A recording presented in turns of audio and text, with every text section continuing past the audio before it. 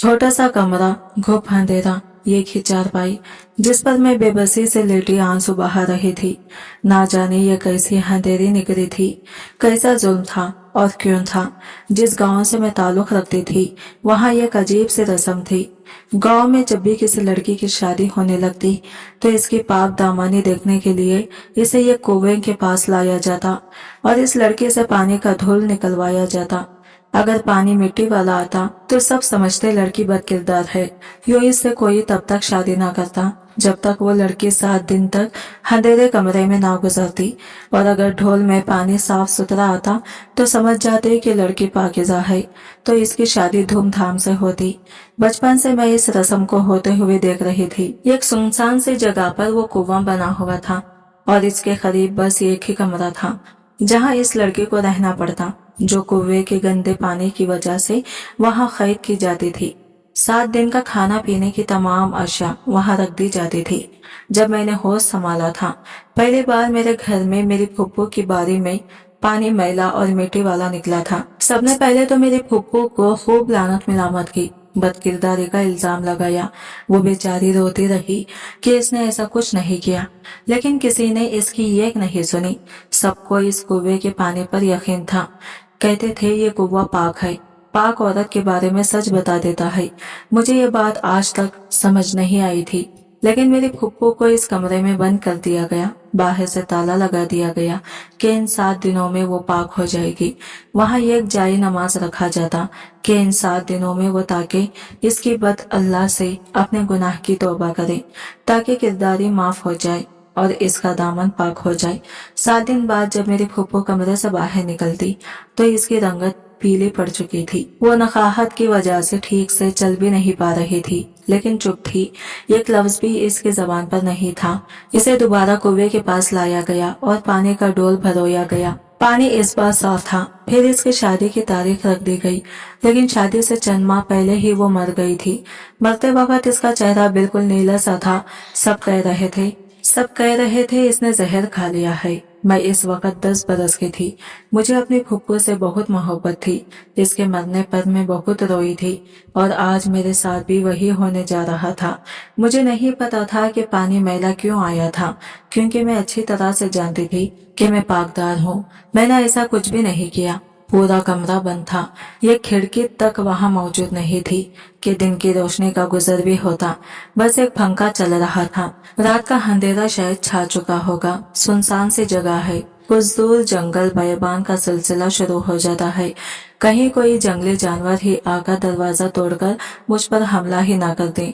इस सोच ने मेरे दिल को दुबला के रख दिया था। मैं चारपाई से उठकर बैठ गई। फिर मुझे फुप्पू का चेहरा आंखों में घूमने लगा। क्या सुर्ख सफेद हुआ करती थी। एक बार कोई इन्हें देख लेता तो नजर पलटना भूल जाता था, लेकिन इस कमरे में 7 दिन के बाद जब वो बाहर निकली थी तो पीली रंगत और इनका वजूद कमजोर सा हो चुका था। इस कमरे का दरवाजा लोहे का मजबूत दरवाजा था, जिसे खोलना ये कमजोर सी औरत के बस की बात नहीं थी। मैंने खाने की टोकरी से कपड़ा हटाया तो सिवाय फलके और कुछ भी नहीं था। मुझे ख्याल आने लगा कि शायद फुप्पू की कमजोरी की वजह खुराक की कमी थी। फिर यह ख्याल मेरी जान लेने लगा कि क्या मैं भी इन 7 दिनों में ऐसी ही हो जाऊंगी। कमरे में ना पंखे का कोई बटन मौजूद था, ना ही कोई बल्ब लगाया गया था। मैंने पूरे कमरे का जायजा लिया। ठीक से कुछ दिखाई भी नहीं दे रहा था। मैं फिर बेबसी से दोबारा चारपाई पर बैठ गई। अभी कुछ ही देर मुझे वहां बैठे गुजरी थी कि मुझे कुछ आहटों की आवाज आने लगी। मेरी खौफ के मारे रूह फना होने लगी थी। बाहर अब जंगली कुत्तों की भौंकने की आवाजें आ रही थी। इस पर यह सितम हुआ कि बादलों की गरज चमक भी शुरू हो गई। बच्ची की रोशनी तो कमरे में नहीं आ सकी, लेकिन बादल जब जोर से गरजता तो मुझे लगता मेरा दिल इसकी आवाज से फट जाएगा। तेज बारिश की आवाज सुनकर मेरा ज़ब्त अब जवाब देने लगा था। मैं रोने लगी थी। मुझे फिर से फुप्पू याद आने लगी। यकीनन वो भी इसी खौफ की वजह से और अकेलेपन की वजह से डरती रही होगी। मैंने सोचा रोना तो कोई हल नहीं है। मैं अपने रब के हुजूर दुआ कर लूं तो शायद मेरी मदद ही हो जाए। मैं वॉशरूम में चली गई। अभी वजू ही कर रही थी कि वॉशरूम के अंदर से ये खिड़की खुली। मुझे ताज्जुब हुआ कि जब कमरे में कोई खिड़की मौजूद ही नहीं थी तो वॉशरूम में खिड़की कैसे हो सकती है। लेकिन जिसे मैं इसकी खिड़की से बाहर आने वाले को देखा, मेरी रूह ही फना हो गई थी। मेरे वालिद एक किसान थे, लेकिन मुझे पढ़ने का बहुत शौक था। 10वीं जमात मैंने अपने गांव के गर्ल्स स्कूल से इम्तियाजी नंबरों से पास की थी। अब्बा नहीं चाहते थे कि मैं आगे तालीम हासिल करूं, लेकिन मेरा शौक तो जुनून की शक्ल इख्तियार कर गया था। पहले पहल तो मैंने अब्बा को प्यार से मनाना चाहा। जब वो नहीं माने तो मैं इनसे नाराज होगी। फिर खाना पीना तक छोड़ दिया। मुझे मजीद तालीम हासिल करनी थी, लेकिन अब्बा को ये खौफ था कि इन्होंने सुन रखा था लड़कियां ज्यादा पढ़ लिख जाए तो अपनी मनमानी करने लगती हैं, माँ बाप से बहस करती हैं। इसलिए मुझे आगे तालीम जारी रखने की इजाजत इस शर्त पर मिली कि मैं शादी वही करूंगी जहां मेरे अब्बा चाहेंगे। मुझे सिर्फ तालीम हासिल करने का शौक था, इसलिए मैंने अब्बा की शर्त को बाखुशी कबूल कर लिया। चूंकि कोई कॉलेज नहीं था, इसलिए मैं शहर के हॉस्टल में रहती थी। 15 दिन बाद गाँव आती थी। 14 जमातें पास करते ही मैं जैसे ही गाँव लौटी, अब्बा ने मेरी शादी का फैसला अनाफाना से कर दिया। कहने लगे, निम्रा, एक हफ्ते बाद तुम्हारी शादी है। मैंने अपना वादा निभाया है। तुम्हें तालीम दिलवाकर तुम अब अपना वादा निभाओ। शादी के मामले में तुम कोई सवाल नहीं पूछोगी। मेरी जबान को पहले ही ताला लगा दिया गया था, इसलिए मैं चुप सी हो गई। वो कौन था, कैसा था, जिससे मेरी किस्मत को जोड़ा गया था? मुझे कुछ भी पूछने का इख्तियार नहीं था, इसलिए मैंने चुप साध ली थी। फिर मेरे दिल में पहले से ऐसा कोई जज्बा किसी के लिए था भी नहीं, इसलिए जो मेरे अब्बा की पसंद थी मुझे दिल से कबूल थी। मैं जानती थी कि मेरे मुंह से निकला एक भी लफ्ज मेरे खानदान की छुमुगियों का सबब बन जाएगी कि बेटी ने 4 जमातें क्या पढ़ी, वालिदैन के सामने जबान चलाने लगी है। इसलिए मैंने कुछ नहीं पूछा, लेकिन अब्बा की हालत देखकर मुझे कुछ तशवीश से होने लगी थी। वो घबराए हुए से थे। मुझे देखकर आंखों में नमी ले आती। जब मैं इन्हें देखती तो अपनी आंखें रगड़ने लगती। बार बार मेरे सर पर हाथ रखकर कहते, अल्लाह तुझे बुरे नसीबों से बचाए। कभी बेख्तियार मुझे अपने साथ लगा लेते। शायद मैं 2 भाइयों के बाद हुई थी और मेरे बाद इनकी कोई और बेटी भी नहीं थी, इसलिए ज्यादा उदास हो रहे थे। जैसे जैसे मेरी शादी के दिन करीब आने लगे, मेरे अब्बा की बदहवासी और बढ़ने लगी थी।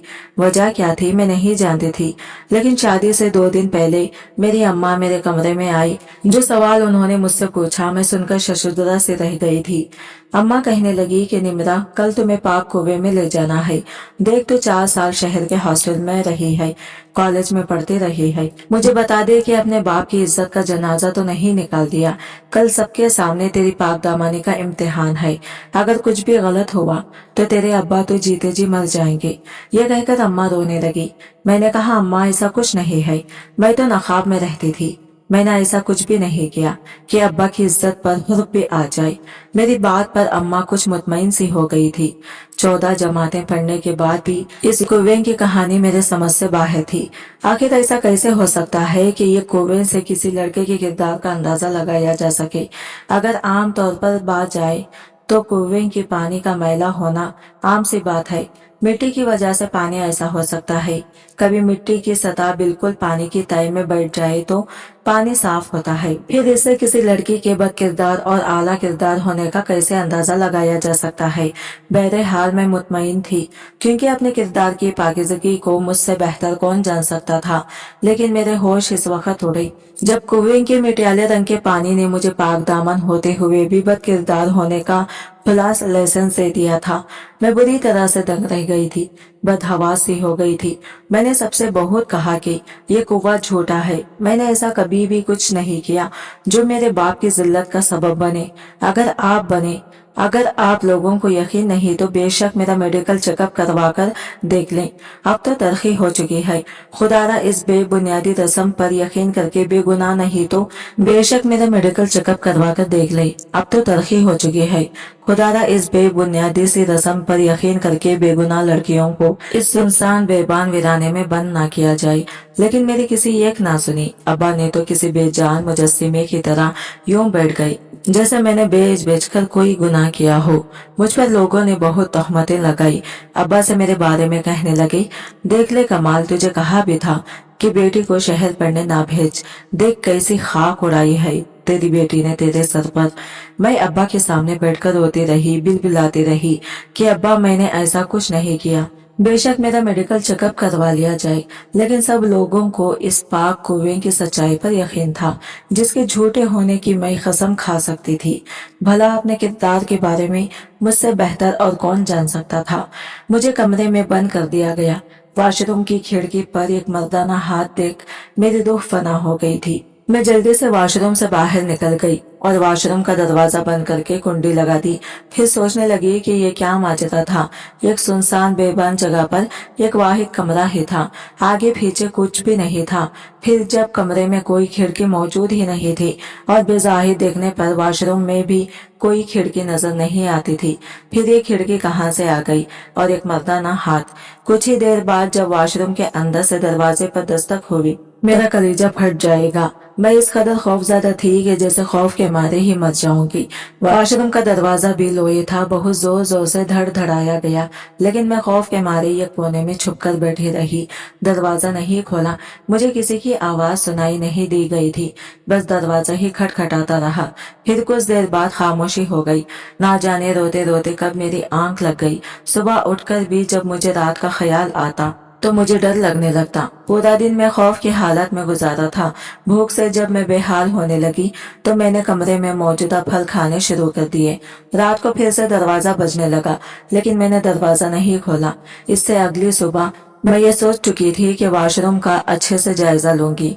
मैंने दिन में वॉशरूम का जायजा लिया जहाँ से खिड़की खुली थी। वो दिन में देखने में दीवार जैसी ही थी। मैंने जब इस पर हाथ फेरा तो वो सिर्फ देखने में दीवार जैसी थी, लेकिन वो जगह लकड़ी की बनी हुई थी।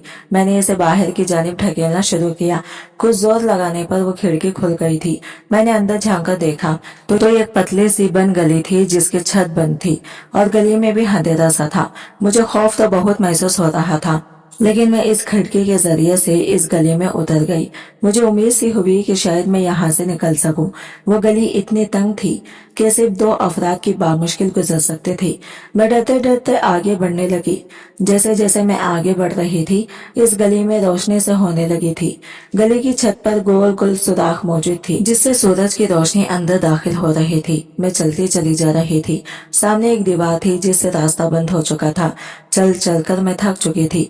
काफी लंबा रास्ता था। सामने दीवार देखकर मेरा जी चाहा फूट फूट कर रो दूं। मेरी सारी मेहनत रायगा गई थी, लेकिन जैसे ही मेरी नजर ऊपर की जानिब पड़ी, मेरा दिल खुशी से झूम उठा था। ऊपर एक लोहे का चक्कू सालवे का ढक्कन था, जैसे अमूमन सड़कों पर गटर का बना होता है। वहाँ मोटे से पाइप भी मौजूद थे। मैं पाइप के जरिए ऊपर चढ़ी और वो लोहे का ढक्कन बाहर की जानिब ढकेला। जब मैं बाहर निकली तो सामने जो शख्स नजर आया, इसे देखकर तो मैं दंग से रह गई थी, क्योंकि वो तो हमारे गांव का चौधरी बहुत रहमदिल शख्स था। गांव वालों की मदद करता रहता था, यहाँ तक कि गांव के घरों में जाकर जरूरतमंद लोगों को चुपचाप पैसे पकड़ा जाता था। किसी लड़की की शादी होती तो वो खर्चा अपने जिम्मे ले लेता था।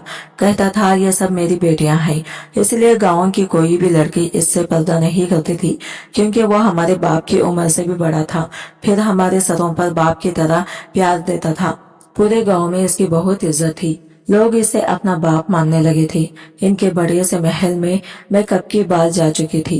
इनकी बेटी मेरी ही हमजमा थी और मेरे साथ ही हॉस्टल में रहती थी, लेकिन वो अमीर थी, इसलिए हॉस्टल में इसका कमरा इसके मियार के मुताबिक था।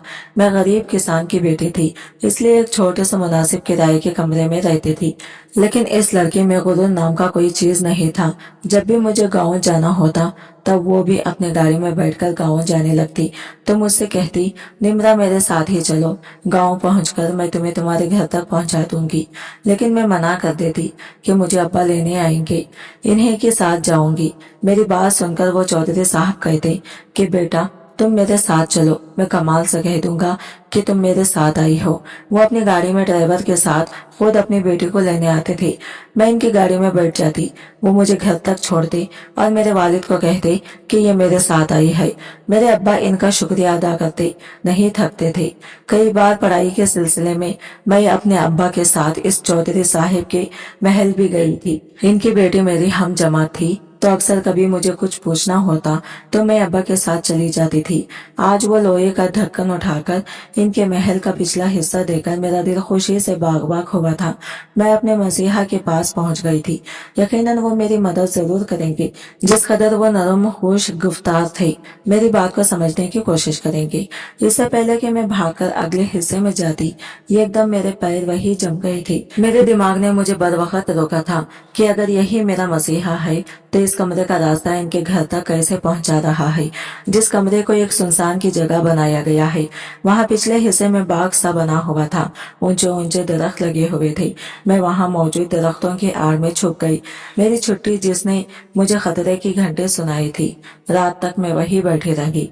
रात की जब अंधेरी होगी तो वही चौधरी वहां अपने 2 मुलाजिमीन के साथ इसी लोहे के ढक्कन के पास खड़ा था। इसका चेहरा हर किस्म की नरमी से आरी था। अपने एक मुलाजिम से कहने लगा, आज अगर वो लड़की दरवाजा न खोले तो दरवाजा तोड़ देना। ये सुनकर तो मेरे होश ही उड़ गए थे। इंसानी रूप में वो किसी दरिंदे से कम नहीं थी। अब मेरा दिल ये घबरा रहा था कि मुझे कमरे में ना पाकर वो समझ जाएगा कि मैं इसके घर पर हूँ। अगर इसने मुझे ढूंढ लिया तो मुझे जिंदा नहीं छोड़ेगा। मुझे जल्द अज जल्द घर से निकलना था, मगर कैसे? वो चौधरी ये कहकर जा चुका था। मैं दरख्त पर चढ़कर दूसरी जानिब बिना कुछ सोचे समझे कूद गई। दूसरी जानिब नरम गीली मिट्टी का ढेर था, इसलिए मुझे चोट नहीं आई थी। मैं अंधाधुंध भाग रही थी। मैं नहीं जानती थी कि मेरा अंजाम क्या होगा, लेकिन मुझे बस अपनी इज्जत बचानी थी। गांव वालों के सामने इस पाक कुएं का असल पोल खोलना था, जिसे लोगों के अकायद गलत जाने पुख्ता हो रहे थे। मेरी फुफ्फू के साथ क्या कुछ बीत चुका था। अब ये भेद मुझ पर खुल गया था। वो क्यों मर गई थी? यकीनन जहर खाकर अपनी जान इसलिए दे दी गई होगी। मैंने भी अपनी फुप्पू का रंग रूप चढ़ाया था। मैं बेहद खूबसूरत थी, लेकिन मेरे दिल में इस चौधरी का बहुत एहतराम था। बाप जैसा एहतराम करती थी, इसलिए इसकी गलीज इरादों की भनक भी मुझ तक ना पड़ सकी। ये सारा खेल इसी चौधरी का रचाया हुआ था। वो एक पानी के कुएं से भोले भाले गाँव वालों को बेवकूफ बनाता था, जो दिन में गाँव के लोगों के सामने इनका हमदर्द बनकर इनके घरों में जाता था, ताकि इनकी लड़कियों को देख सके। इनमें से इसे जो अच्छी लगती, इसे वो कुएं के जरिए इसे बदकिरदार साबित करके कमरे में बंद करके इनसे अपने गलीज इरादे पूरे करते थे। मुझे मालूम था कि मैं जिस जानिब भाग रही हूँ, इसकी मंजिल क्या है, वहाँ कहाँ जिस पर खत्म होगा। लेकिन मैं सब भाग भाग कर हाँफने लगी थी। अचानक से एक जीप के सामने की तेज रोशनी में आंखों में पड़ी तो मेरी आंखें चंदार सी गई थी। मैं भाग भाग कर अब निढाल सी होने लगी थी। वो जीप जैसे ही मेरे सामने रुकी, मैं गिरकर होश की दुनिया से गाफिल हुई थी। जब मुझे होश आया, मैं एक हॉस्पिटल में थी। जो शख्स मेरे सामने खड़ा था, इसे देखकर मेरे खौफ के मारे जान ही निकल गई थी। मैं ज़ारो खतर रो रही थी। रोते रोते मेरी हिचकी बन गई थी। मेरी सारी कोशिश बेकार हो चुकी थी। सामने इसी चौधरी का नौजवान बेटा मौजूद था। वही मुझे हॉस्पिटल लाया था। मैं इसी की जेब से टकराते हुए बची थी। मुझे पता था कि मैं जिस अजियत से बचकर भागी थी, इसी में जाकर फंस जाऊंगी। वो नौजवान मेरे पास आया तो मैं सहम कर पीछे हट गई। मुझसे कहने लगा, कौन हो तुम? वो मुझे पहचानने की कोशिश कर रहा। मैं कई बार इसके घर, इसकी बहन के पास जा चुकी थी। सरसरी सा तो वो मुझे देख ही चुका था। मुझे यह खौफ हुआ कि कहीं मुझे पहचान न ले। बस इसीलिए मैंने दुपट्टे से अपना चेहरा छुपा लिया, लेकिन मेरी बुरी किस्मत के वो मुझे पहचान चुका था। वो मुझसे मेरे भागने और रोने की वजह पूछने लगा। मैं इसे क्या बताती? अगर सच बता भी देती तब भी मेरी बात पर कभी भी यकीन नहीं करता, और वो तो इसी का बेटा था। भला मेरी बात सुनकर अपने बाप को क्यों गलत समझता? वो मुझसे कहने लगा कि अगर मैंने इसे सच नहीं बताया तो वो मुझे पुलिस ने हवाले कर देगा। मैं पहले ही डरी सहमी हुई थी। इसकी बात सुनकर और भी बदहवासी हो गई। मैंने सोचा कि मौत तो वैसे भी मेरे चारों तरफ मंडला रही है, तो बेहतर है कि सच कहकर मर जाऊं। मेरी जहन में आने लगा कि फुप्पू ने भी इसीलिए जहर खाया होगा, क्योंकि जानती थी कि खुलासे की कोई राह नहीं है। میں نے اس नौजवान को सारी सच्चाई बता दी। अपने बाप का नाम सुनकर इसका चेहरा सुर्ख हो गया। इसने मुझे बाजू से पकड़ा और खींचते हुए हॉस्पिटल से बाहर अपनी गाड़ी में ले जाकर बिठा दिया। मैं जान गई थी कि सब मुझे मरने से अल्लाह के अलावा डर कोई भी नहीं बचा सकता। वो बड़ी तेजी से गाड़ी चलाते हुए मुझे गाँव ले जा रहा था। मैं इसकी मिन्नत समाजत करने लगी कि मेरी जान बख्श करती, लेकिन गाड़ी जहाँ खड़ी हुई थी वो देखकर मेरी जान फना हुई थी। कुछ ही देर में चौधरी को पुलिस पकड़कर ले जा चुकी थी। इस कुएं की हकीकत सारा गांव जान चुका था। मुझ पर यह राज इस दिन खुला कि चौधरी का बेटा पुलिस में है। जब इसकी गाड़ी पुलिस स्टेशन के सामने खड़ी हुई, मुझे लगा वो मुझे पुलिस के हवाले कर देगा, अपने बाप पर झूठा इल्जाम लगाने का जुर्म मुझ पर साबित कर देगा। लेकिन जब मैं इसके हमराही में पुलिस स्टेशन के अंदर दाखिल हुई, बहुत से पुलिस अहलकार से सिलवट मारने लगे, सर कहने लगे। वो मुझे अपने हाविस में ले गया। सारा बयान तहरीरी तौर पर लिखवाया गया। फिर मुझसे कहने लगा कि अगर तुम सच्ची हो तो मैं तुम्हारा साथ जरूर दूंगा। मैंने कहा कि तुम अपने बाप के खिलाफ कैसे चल सकते हो। वो कहने लगा वो मेरा सगा बाप नहीं है, मेरी माँ से इसने जबरदस्ती शादी करवाई थी। मेरे सगे बाप से मेरी माँ को जबरदस्ती तलाक दिलवाकर इसने मेरी माँ से निकाह किया था, क्योंकि मेरी माँ बहुत खूबसूरत थी। इस वक्त मैं छोटा था, इसलिए कुछ नहीं कर सका। ये शख्स खूबसूरत औरत को देखकर पागल सा हो जाता है। मैं पहले ही ऐसे किसी मौके की तलाश में था, कहने से बेनकाब कर सकूं। कमरे का राज भी खुल चुका। मैं आजाद थी, बाइज्जत अपने बाप के घर पर मौजूद थी। मैंने हिम्मत नहीं हारी थी, खुद को हालात के हिस्से नहीं किया था। अपनी इज्जत को बचाने की कोशिश में वो सब किया जो मुझसे हो सका।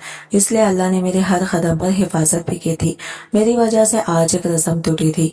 अब किसी लड़की के किरदार की परख किसी कुएं के पानी से नहीं ली जाती थी। मैं बहुत खुश थी। मेरे अब्बा मुझ पर बहुत फख्र करने लगे थे। सर उठाकर गांव में चलते थे, कहते मेरी निमरा को देखो, कुएं की सच्चाई को जान गई। बहुत से लोगों ने अपनी बेटियों को तालीम दिलवाने का फैसला मुझे देखकर लिया था। ये मेरी खुश नसीबी थी। आज की वीडियो कहानी आपको कैसे लगी कमेंट करके जरूर बताएगा, और वीडियो अच्छी लगी है तो लाइक शेयर जरूर कीजिएगा। हमारे चैनल को सब्सक्राइब करें फ्रेंड्स।